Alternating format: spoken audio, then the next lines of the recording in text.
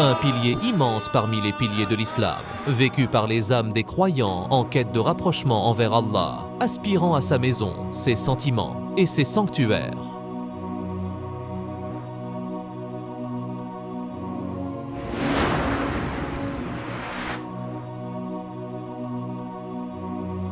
Le Hajj, le 5e pilier de l'islam, une obligation pour chaque musulman, capable de l'accomplir une fois dans sa vie.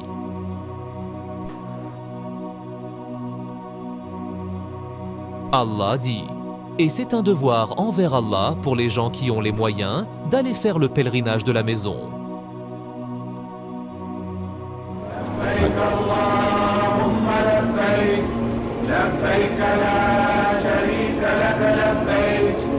Les piliers du Hajj sont au nombre de 4. L'intention d'entrer en état de sacralisation, Ihram, le stationnement à Arafat. La circumambulation, Tawaf de la Kaaba. Le sa'i entre les monticules de Safa et Marwa. Les obligations du Hajj sont au nombre de 7. Entrer en état de sacralisation, Ihram, depuis le lieu consacré, Miqat, stationner à Arafat jusqu'à la nuit. Passer la nuit à Muzdalifa, jusqu'à minuit. Passer les nuits à Mina pendant les jours de la fête du sacrifice. Jeter les cailloux aux stèles symboliques, Jamrat. Se raser ou se couper les cheveux courts. Effectuer le tawaf d'adieu. Le temps fixe du Hajj. Le Hajj a des périodes spécifiques dans le temps et dans l'espace. Les périodes temporelles comprennent les mois de Shawwal, Dhu al-Qiyda, et les 10 premiers jours de Dhu al-Hijja. Les moments et les lieux spécifiques pour l'Ihram, l'entrée en état de sacralisation, dans le cadre du Hajj et de l'Umrah, ce sont les endroits où le prophète, que la paix soit sur lui, a ordonné de commencer l'Ihram, et ils sont Miqat Dhul Hulayfa pour les habitants de Médine, Miqat al-Jurfa pour les habitants du Levant, de l'Égypte, du Maroc et d'autres régions.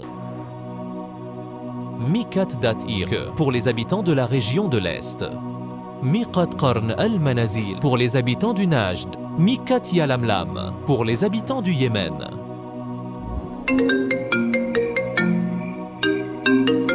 Salam alaykum wa rahmatullah. Wa alaykum assalam wa rahmatullah. Bonjour Amer. Bonjour mon frère Omar, comment vas-tu? Bien, merci à Allah. Est-ce un bon moment pour discuter? Que ces mois soient bénis, Inch'Allah. Oui, c'est le moment opportun. Amin. Ô Allah, aide-nous à les passer dans ton obéissance. Amin. Omar, j'ai l'intention de faire le Hajj et il m'est venu à l'esprit que tu pourrais aussi le faire cette année. Ça me ferait plaisir de faire le Hajj ensemble. Mashallah, c'est une nouvelle merveilleuse. On dirait que tu as ressenti mon désir de faire le Hajj. Masha'Allah. Alors, que dirais-tu de m'accompagner demain au bureau de l'agence de voyage pour le Hajj? D'accord, je te retrouve demain, Inch'Allah. Salam alaykum wa rahmatullah. Nous avons l'intention de faire le Hajj et nous voulons connaître les catégories et les services que vous proposez. Merci beaucoup. Comment ça va et comment vont vos enfants? Nous allons tous bien, alhamdulillah. Et toi, comment ça va? Alhamdulillah. Omar, je sais qu'il y a 3 types de rites, nusuk, et je veux que tu me rappelles la différence entre eux. C'est vrai, il y a 3 types de rites, le tamattu, le kiran et l'ifrad. Le tamattu consiste à combiner la umrah et le hajj avec une période de rupture, tahallul, entre les deux, et la rupture se fait en se rasant ou en raccourcissant les cheveux. Cela signifie qu'il doit accomplir la Umrah, se raser ou raccourcir les cheveux, puis avoir l'intention du Hajj, porter à nouveau les vêtements d'Ihram et accomplir les rites du Hajj. Oui, c'est exact. Et le kiran, c'est lorsque le pèlerin combine la Umrah et le Hajj sans rupture entre eux. Et l'ifrad, c'est quand il se consacre uniquement au Hajj. Ceux qui font le tamatu et le kiron doivent offrir un sacrifice, hadi, s'ils ne sont pas résidents du Masjid al-Haram. Quant à ceux qui font l'ifrad, ils ne sont pas tenus d'offrir un sacrifice. Les riscardij, les résidents du Masjid al-Haram, sont ceux qui se trouvent à l'intérieur des limites sacrées, haram, de la Mecque. Les personnes effectuant le tamatu et le kiran, s'ils ne résident pas dans le haram, doivent offrir un sacrifice, qui est un animal sacrifié pendant le hajj et distribué aux nécessiteux du haram. Est-ce que les types sont clairs pour toi maintenant, Amer? Oui, c'est clair. Alors, quel type avons-nous l'intention de choisir? Le pèlerinage de Tamatu, Inch'Allah. Oh Allah, fais-en un hajj accepté. Amin. Avant d'entrer en Ihram, il est recommandé de faire ce qui suit: effectuer le ghusl, purifier le corps en rasant les aisselles et les parties intimes pour les hommes, se couper les ongles, appliquer du parfum. Puis-je mettre du parfum sur mon corps et sur les vêtements d'Ihram? Non, tu dois l'appliquer seulement sur ton corps et ta tête avant de mettre les vêtements d'Ihram. Ensuite, l'homme enfile les vêtements d'Ihram et la femme porte des vêtements simples qui ne sont pas décoratifs ni attirants. Lorsque nous avons l'intention de faire l'Ihram, il y a des interdictions que nous ne devons pas faire.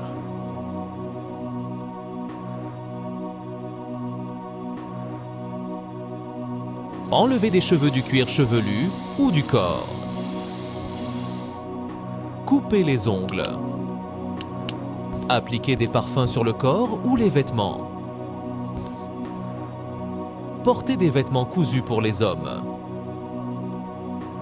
Couvrir la tête pour les hommes. Avoir des rapports sexuels ou une approche luxurieuse. Chasser la faune terrestre par la chasse, la mise à mort ou l'effarouchement. Porter des gants ou un voile pour les femmes. Neuvièmement, contrat de mariage ou contrat de fiançailles. Ce que fait le pèlerin voyageant par voie terrestre à son arrivée à la Miqat. Il se lave, se purifie et se parfume s'il ne l'a pas déjà fait chez lui. Maintenant, nous avons l'intention d'entrer en état de sacralisation pour le Hajj et la Umrah. Et nous disons « Labaik Allahumma hajjan wa Umrah ». Si nous craignons d'être empêchés, nous ajoutons « Fa in habasani habis, fa mahalli haythu habastani ». Si le pèlerin venant de l'étranger voyage par avion ou par mer, que doit-il faire pour entrer en état de sacralisation? Il doit avoir l'intention de l'Ihram à la Miqat et il ne lui est pas permis de le passer sans entrer en état d'Ihram. Et maintenant, nous nous dirigeons vers la Mecque en répétant la formule « Labbaik Allahumma labbaik, labbaik la sharika laka labbaik, innal hamda wal ni'mata laka wal mulk, la sharika lak labbaik ».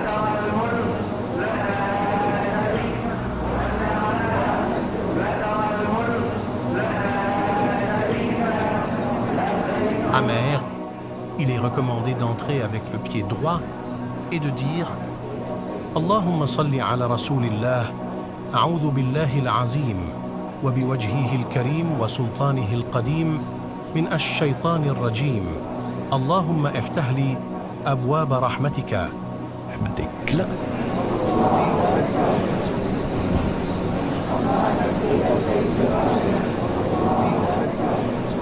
Nous avons maintenant entamé le rituel du Hajj et de la Umrah.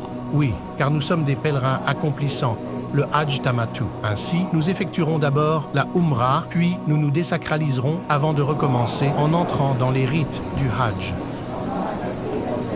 Allons-y, faisons l'istibé. Qu'est-ce que l'istiba? C'est exposer l'épaule droite tout en couvrant la gauche. Maintenant, nous allons effectuer la circumambulation autour de la Kaaba pendant 7 tours, en commençant au point noir et en terminant également à cet endroit à chaque tour. Devons-nous toucher la pierre noire? Si cela nous est possible, car si cela nous est possible, nous la toucherons. Sinon, il suffit de faire un geste tout en disant Allahu Akbar. Allahu Akbar.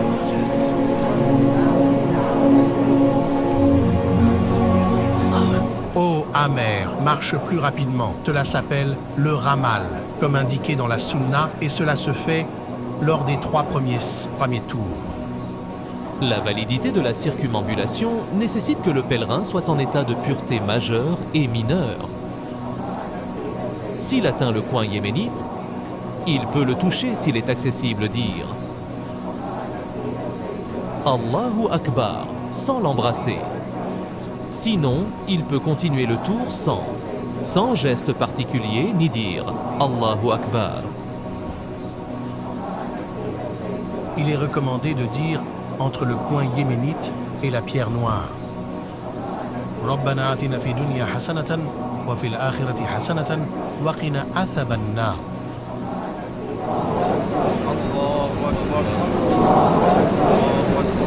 Maintenant, allons prier 2 unités de prière derrière la station d'Abraham, puis nous reprendrons le drap comme avant. Nous pouvons le faire n'importe où dans le haram. Il est recommandé de réciter dans la première unité de prière la sourate Al-Kafirun. قل يا أيها الكافرون. Et dans la deuxième unité, la sourate Al-Ikhlas. قل هو الله أحد. Allons maintenant faire le sa'i, course entre les collines de Safa et Marwa.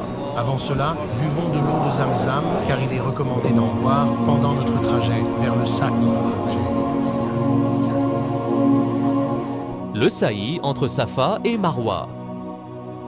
Le pèlerin fait 7 circuits entre Safa et Marwa. Lorsque le pèlerin se rapproche de Safa, il dit « Je commence par ce que Dieu a commencé ».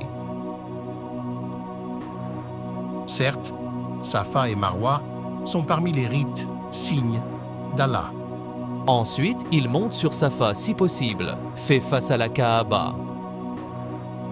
Lève les mains, loue Allah, fait des invocations et dit La ilaha illallah, wahdahu la sharika lah, lahul mulku wa lahul hamdu, wa huwa ala kulli shay'in qadir. La ilaha illallah, wahdahu anjaza wa'dahu wa nasara abdahu, wa hazama al-ahzaba wahdahu. Et il répète cela 3 fois, invoquant entre eux ce qu'il veut. Il fait de même à Marwa comme il l'a fait à Safa, sans réciter le verset. Il commence son sa'i de Safa et se termine à Marwa. Aller de Safa à Marwa compte comme un circuit. Et le retour de Marwa à Safa compte comme un autre circuit. Et ainsi de suite, jusqu'à ce que le 7e circuit se termine à Marwa. Pendant le sa'i, on mentionne Allah et on l'invoque comme on le souhaite. Il est recommandé aux hommes de courir entre les 2 repères verts, mais pas aux femmes. Louange à Allah pour avoir accompli le tawaf et le sa'i. Maintenant, nous nous rasons la tête ou faisons le kasser, coupant une petite quantité de cheveux. Pour les hommes, cela signifie raser la tête entièrement. Et pour les femmes, cela signifie couper une longueur d'environ la largeur d'un doigt de tous les cheveux. Après le rasage, nous avons accompli la Umrah, louange à Allah. Allahumma lakal hamd, ô Allah, à toi la louange.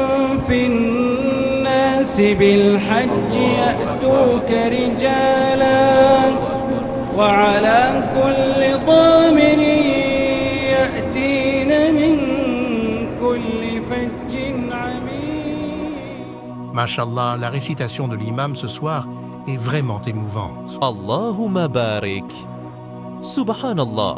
Quand on écoute la récitation pendant la prière dans la sainte mosquée, on ressent une immense spiritualité. C'est vrai.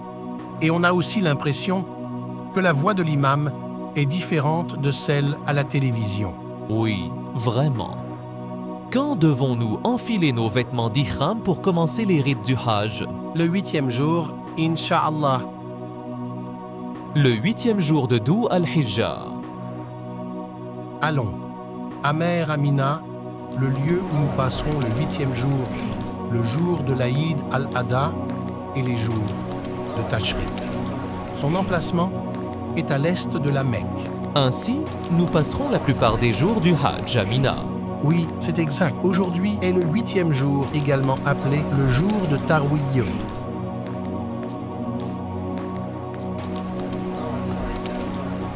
Et il est recommandé de se rendre à Mina après le lever du soleil et de faire les prières du Dour, Asr, Maghrib et Isha raccourcis sans les combiner.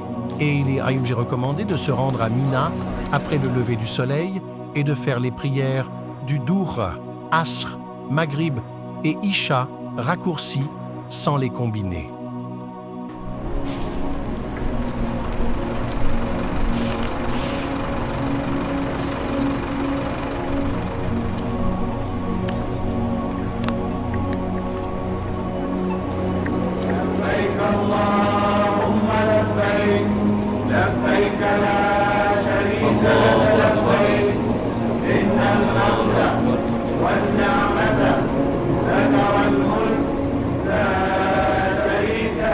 Te sens-tu fatigué, Amer? Non, alhamdulillah. Que dirais-tu de prendre le dîner? Bonne idée. Allons-y. Devrions-nous passer la nuit à Mina ce soir? Oui, il est recommandé de passer la nuit à Mina jusqu'à l'aube. Le 9e jour de Dhu al-Hijjah. Après le lever du soleil du 9e jour, le pèlerin se dirige vers Arafat. Entre Mina et Arafat, il y a une ligne délimitant les frontières entre les deux lieux. Une fois à Arafat, le pèlerin y accomplit la prière du Dour et de l'Asr combinée et raccourcie. Il prie 2 unités pour le Dour et 2 unités pour l'Asr en même temps, en suivant l'exemple du prophète, que la paix et les bénédictions soient sur lui.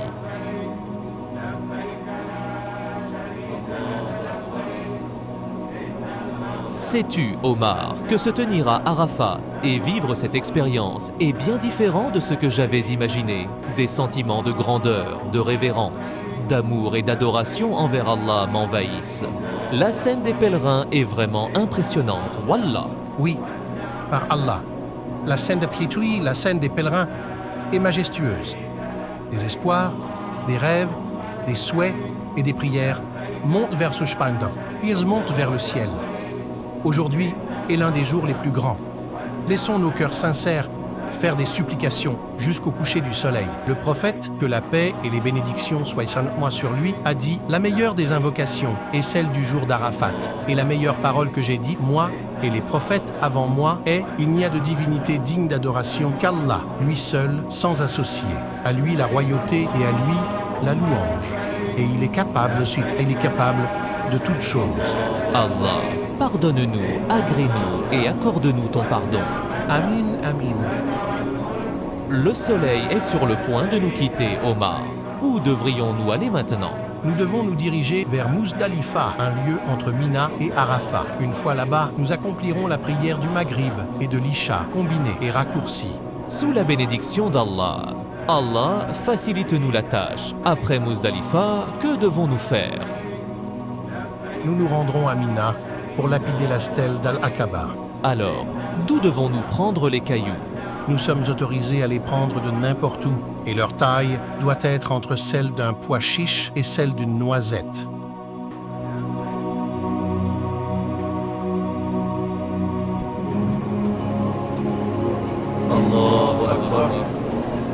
Oh Allah, ressens-tu la fatigue et l'épuisement comme moi? Bien sûr, mais je te jure, par Allah, ce sont parmi les moments de fatigue les plus joyeux que nous vivrons. Nous en récolterons les fruits auprès d'Allah. Amin, oh Allah. Amer, nous passerons la nuit ici. Après la prière du Fajr, nous nous consacrerons à l'évocation d'Allah jusqu'à ce que la lumière du jour se manifeste un peu, puis nous nous dirigerons vers Mina.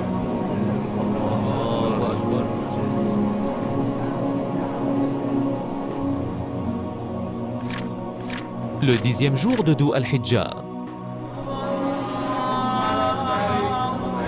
Le pèlerin se dirige vers Mina avant le lever du soleil en étant en état de sacralisation. Il se dirige ensuite vers la grande stèle et, idéalement, il devrait positionner la Mecque à sa gauche et Mina à sa droite. Il lapide la grande stèle avec 7 cailloux, glorifiant Allah à chaque jet. La talbiya est interrompue après le début du lancer. Ensuite, il sacrifie son offrande, se rase ou raccourcit ses cheveux, puis effectue le tawaf à l'ifada. Si quelqu'un accomplit ses actions dans un ordre différent ou avec des délais, cela n'est pas grave.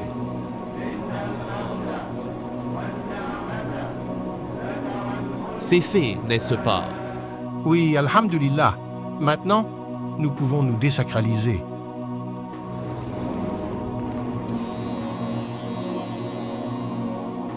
Omar, quand devons-nous sacrifier notre offrande?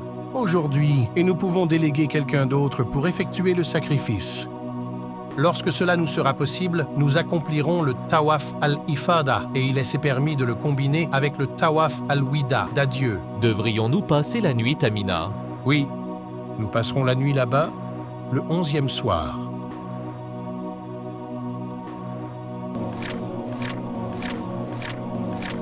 Le 11e jour.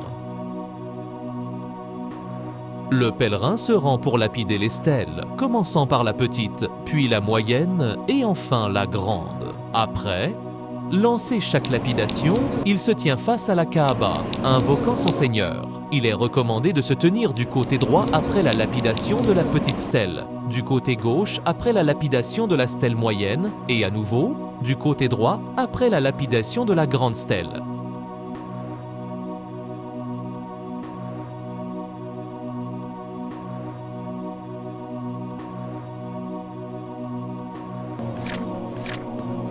Le 12e jour.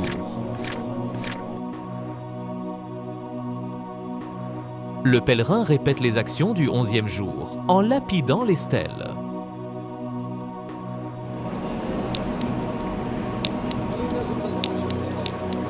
Ce jour-là, celui qui est pressé quitte Mina avant le coucher du soleil, tandis que celui qui préfère rester peut y passer la nuit. Le 13e jour. Aujourd'hui, Amer, c'est notre dernier jour à Mina. Nous ferons ce que nous avons fait le 12e jour, c'est-à-dire la lapidation des stèles. Nous devons quitter Mina avant le coucher du soleil.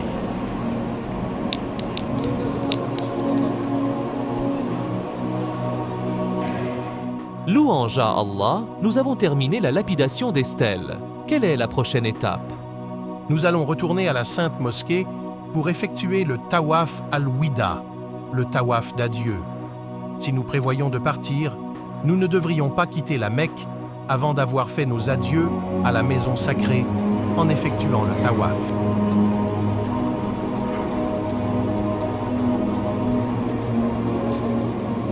Après avoir terminé le tawaf d'adieu, aurons-nous alors accompli notre hajj? Oui, louange à Allah pour avoir accompli le Hajj et pour ses grandes bénédictions. Amer, ces jours passés avec toi ont été vraiment magnifiques. Tu m'as soutenu dans l'obéissance à Allah et tu m'as apporté du réconfort. Pardonne-moi, Omar, si j'ai commis des erreurs, manifesté de la colère ou fait des faux pas. Non, au contraire, tu as été un excellent compagnon. Qu'Allah te récompense. Amen, et qu'il te récompense aussi. Alors, partons vers notre logement et préparons nos affaires pour le voyage. Demandons à Allah d'accepter le hajj de ses invités et de rendre leurs efforts méritoires, tout en pardonnant leurs péchés.